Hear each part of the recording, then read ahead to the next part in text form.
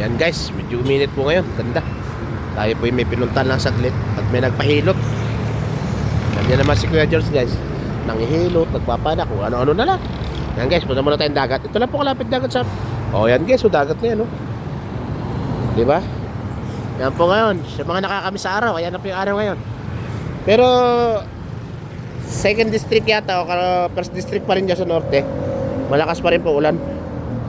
San Antonio, malakas pa ulan. Pag ganun. Dito, wala naman po ito. Mag-isang oras pa lang na lumalabas yung araw. Malapit lang po ito. Siguro mga 150 meter dagat na mula sa highway. Pero dati mga 100 meter lang nung bata pa kami.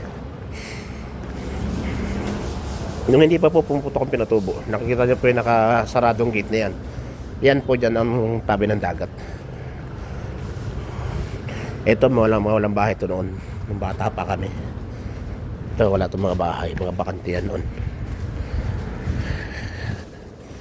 Manali ko ba ito o namasya lang?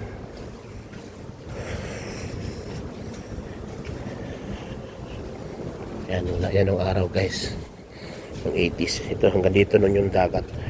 Dito na kami tumadaan nung malilit kami noon. Kasi lumang pierto ng araw eh.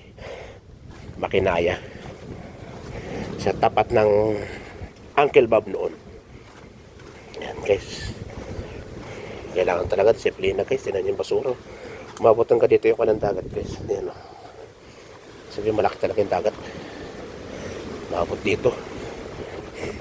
Yun sa soil eruption po. Normal po yan. Kasi nga po noong unang panahon. Tingnan nyo. Ano yung tabi o. Doon sa may yun o. Eh nangyayari dyan sa liwa-liwa. Hindi yung gawa ng dredging. Ito noon guys, dagat ito, malalim ito noon. Nawala lang ito nung Pinatubo. Diba? Yan na siya ngayon guys. Yan siya na kayo guys, ganun talaga.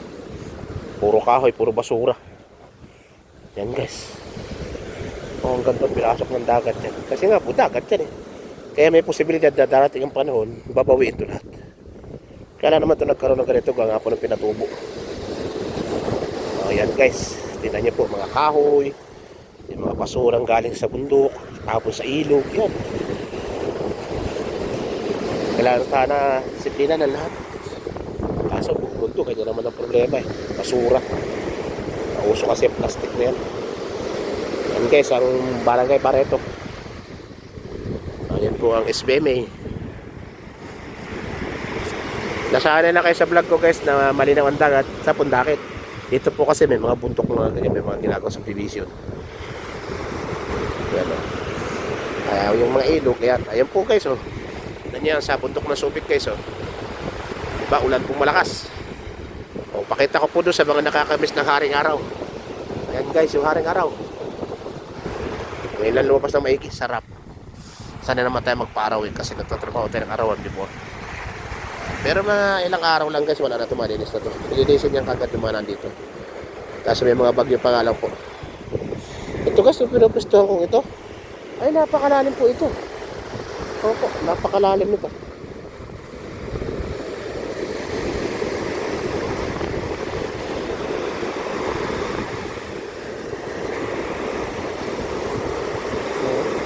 Hindi na makita yung White Castle guys kasi hindi naman na inaasikaso eh.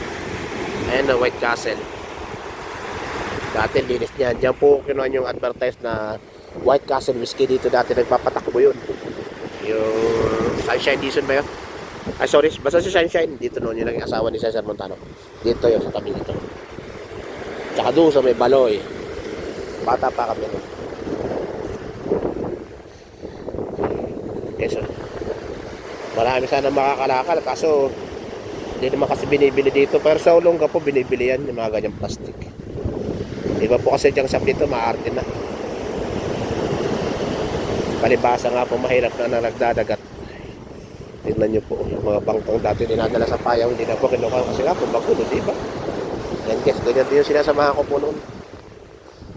2 linggo bago umuwi. Yan.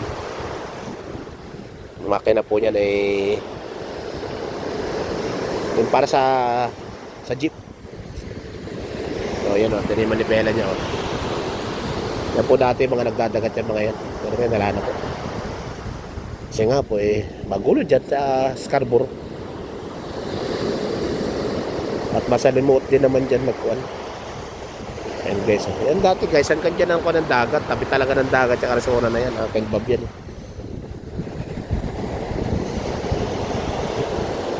Guys, ikot-ikot ko lang kayo para makita nyo po.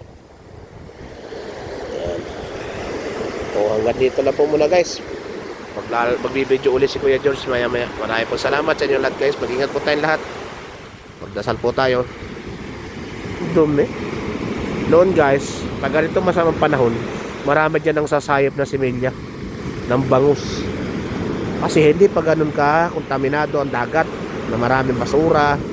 Marami pang mga similya na isda dito tsaka malinaw. Wala naman. Mahuhuli yan. Basura mahuli mo dyan. Hanggang dito lang muna guys. Ayan na po yung ulan. Natuwi na po si Kuya George. Maraming po salamat. Babayan. Ingat.